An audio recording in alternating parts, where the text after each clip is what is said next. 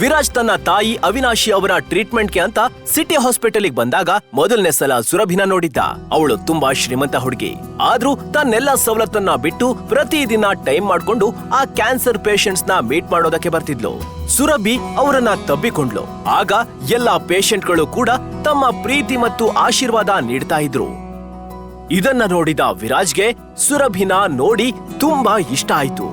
ಅವನು ಅದೇ ಕ್ಷಣ ಅವಳಿಗೆ ತನ್ನ ಮನಸ್ಸನ್ನ ನೀಡಿದ್ದ.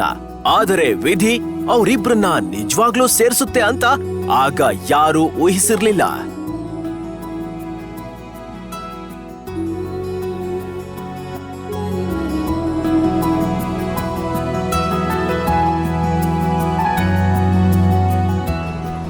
ಕೇಳದ್ಯೇನೋ ನಾಯಿ, ನಾನ್ ನಿನ್ಗೀಗ ಹಲ್ ಮುರಿಯೋ ಹಾಗೆ ಹೊಡೆಯೋದಕ್ಕೂ ಮುಂಚೆ ಹೊರಡೋ ಇಲ್ಲಿಂದ.